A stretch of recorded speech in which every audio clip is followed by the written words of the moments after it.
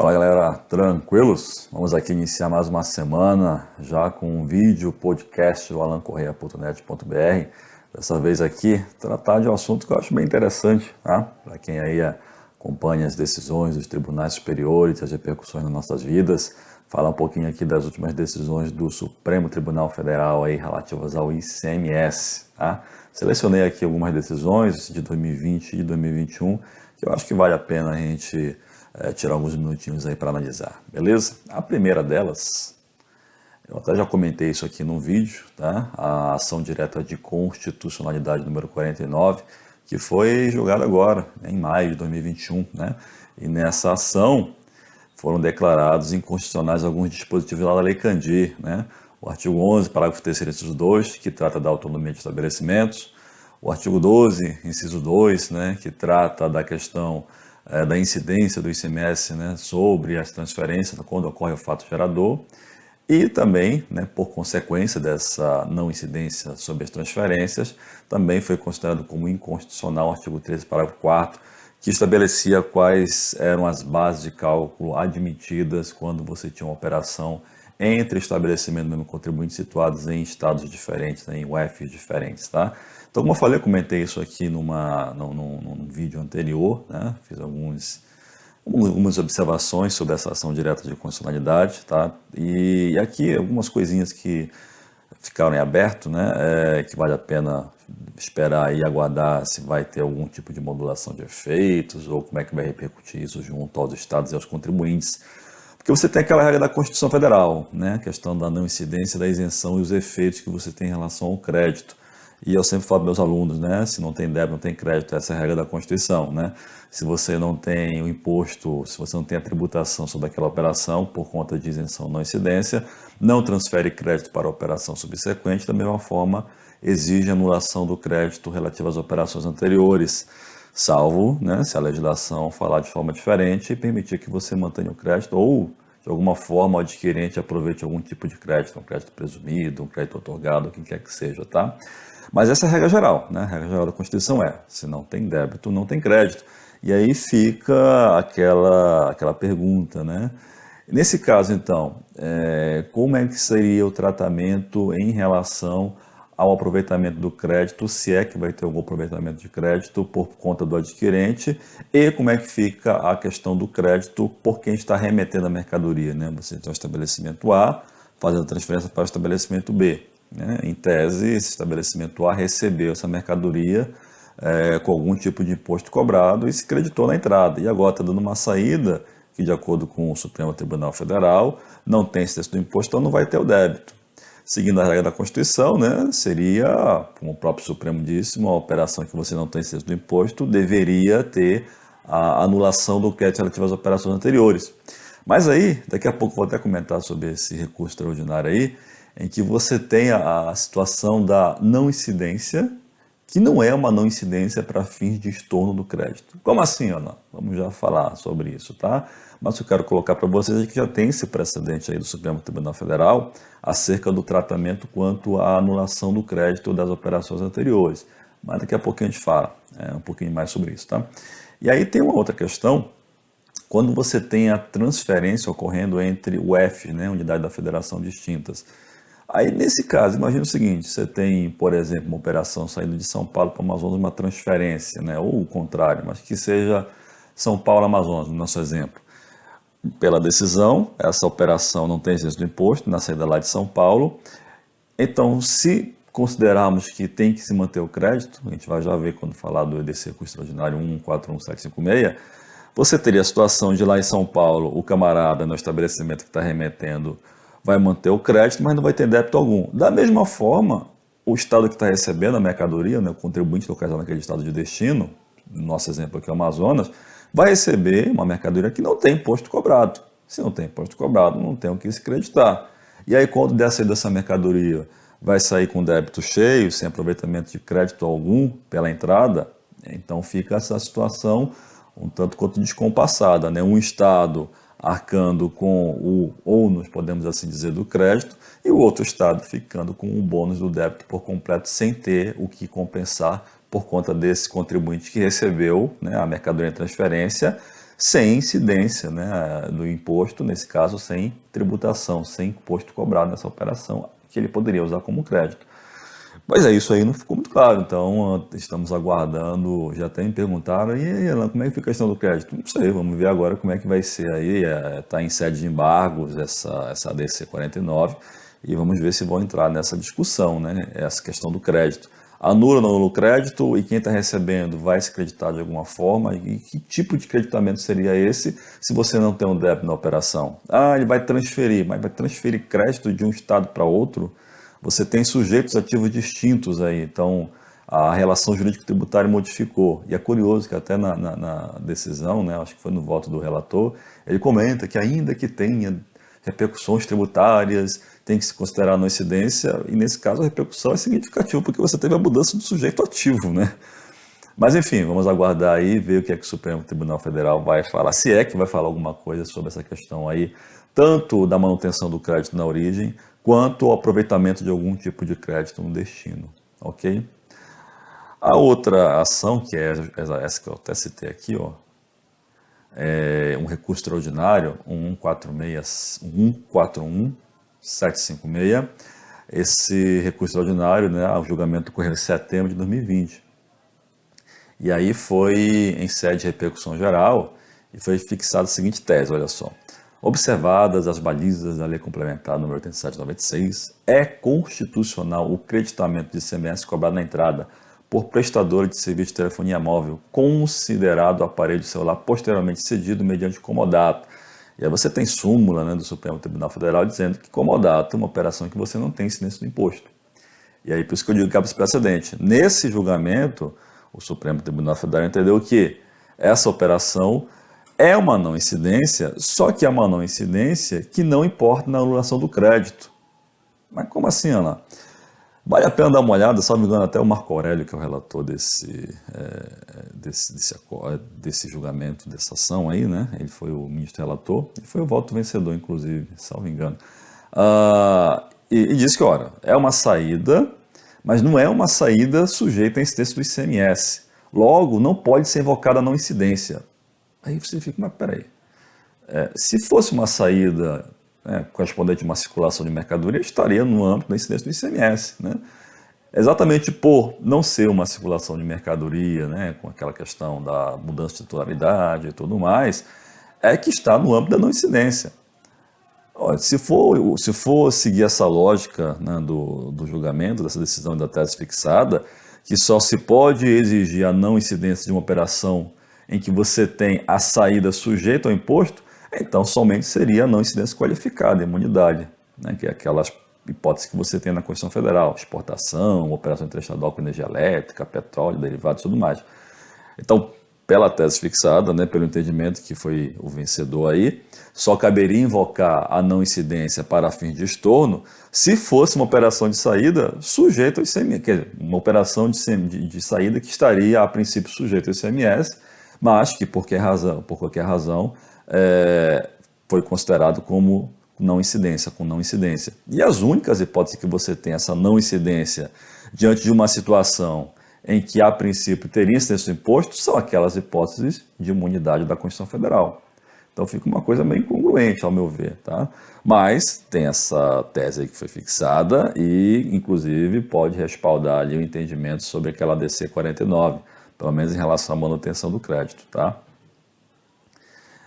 Tá aqui, ó, o voto foi realmente do Marco Aurélio. Ausente operação de saída, nesse caso, operação de saída sujeita, né, incidência do imposto, ou seja, o fato gerador do ICMS, né, diz que cabe cogitar de situação reveladora de exoneração tributária, isenção ou não incidência, tá, a fim de impedir o aproveitamento dos créditos conforme as balizas versadas no preceito.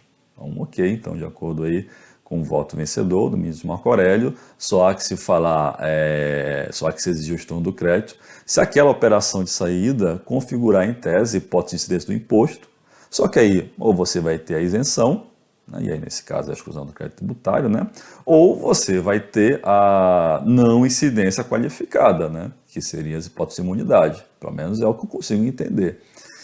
Então, fica aí agora para a gente esperar se vai ser essa tese, né, vai servir aí de base também o esclarecimento quanto à questão da manutenção do crédito nas transferências entre estabelecimento, né? Já que você não tem o débito imposto, né? É uma não incidência, só que seria uma não incidência, segundo essa tese fixada, que não exigiria a anulação do crédito. Vamos lá, vamos aguardar e ver o que vai se desenrolar aí dos próximos capítulos dessas decisões.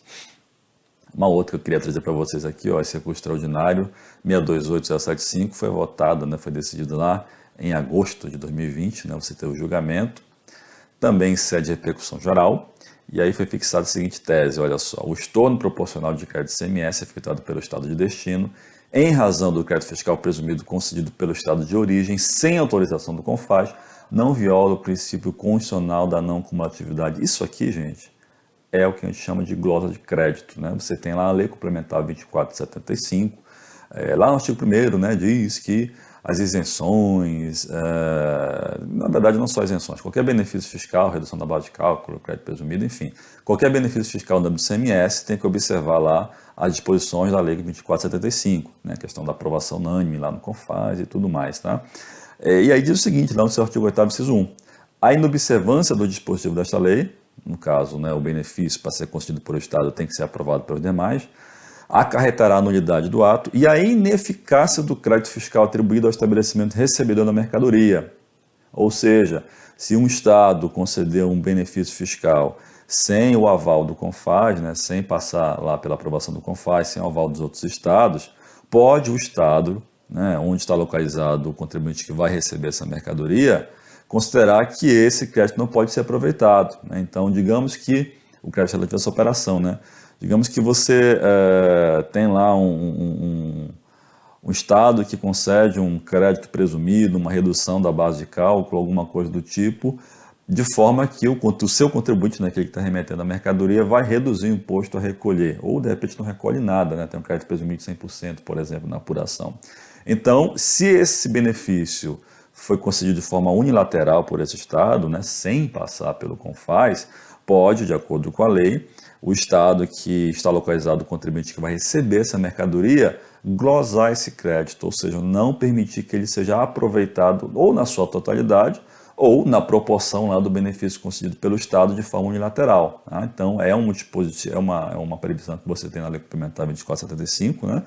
E que agora o Supremo Tribunal Federal, agora lá em 2020, né, diz que é constitucional. Então, o Estado, né, que recebeu essa mercadoria, onde está o contribuinte que recebeu essa mercadoria, que foi amparada por um benefício inconstitucional a princípio, né, porque não passou pelo CONFAZ, não seguiu as regras da Lei 2475, por um benefício concedido de forma unilateral pelo Estado remetente, pode o Estado de destino lá, né, não autorizar, não permitir o aproveitamento do crédito, pode glosar esse crédito, ok? Então você tem essa repercussão bem importante aí, confirmada pelo Supremo Tribunal Federal. Tá? Mas aí no caso na Franca de Manaus, lá no artigo 15 da lei, já até comentei com vocês em outra oportunidade também, que o artigo 15, né, da lei 2475 permite que o Amazonas conceda benefícios para indústrias que estão localizadas aqui na Zona Franca de Manaus, sem necessitar do aval do CONFAZ, né, sem precisar da aprovação do CONFAZ. É uma exceção a essa regra que exige aprovação pelos estados para que um outro estado possa conceder benefícios fiscais, tá certo? E aqui, né, mais um para a gente também prestar atenção, esse recurso extraordinário 970-821, agora também de maio, esse aqui é do Cadê? Simples Nacional. Olha só, também repercussão geral, né, com a seguinte tese que foi fixada. É constitucional a imposição tributária de diferencial de alíquota do ICMS pelo Estado de destino na entrada da mercadoria em seu território, devido por sociedade empresária aderente ao Simples Nacional, independentemente da posição desta na cadeia produtiva ou da possibilidade de compensação dos créditos. E aí, gente, se você for ler aqui os votos aí dos ministros, tanto eu acho que é o Fachin, se eu não me engano, foi o Fachin o relator, e o Alexandre de Moraes, ele abriu uma divergência, eles fazem uma confusão aqui, tem hora que eles falam do DIFAL da emenda 87, né? E aí tem hora que fala de DIFAL da entrada no Estado, que seria a antecipação tributária, mas eles não chamam de antecipação tributária, enfim. E eu já expliquei isso para vocês. Mas Alan, qual a diferença do DIFAL da emenda 87 para o DIFAL de uso e consumo do contribuinte, para cobrança de ST na entrada, para essa antecipação tributária, vá ver aí o vídeo, né, que eu já coloquei explicando as diferenças para você não cair nessa confusão que os ministros apresentaram nesses votos, tá? Mas no final das contas, até porque quando você vai ler lá os dispositivos que foram atacados, né, nessa repercussão, nesse recurso extraordinário, diz respeito à antecipação tributária, que é aquele imposto, né, que o Estado cobra quando a mercadoria entra em seu território, só que não encerra a fase de tributação, é como se fosse uma antecipação do imposto que ele deveria recolher na apuração, que é o que o Amazonas, por exemplo, faz aqui, né, quando a mercadoria vem para ser comercializada ou industrializada, tendo origem em um outro estado, a gente cobra aqui uma antecipação, e essa antecipação ela é calculada com base na diferença entre a nossa alíquota interna e a alíquota interestadual. E aí por isso que acaba essa confusão, onde falta também uma diferença de alíquota.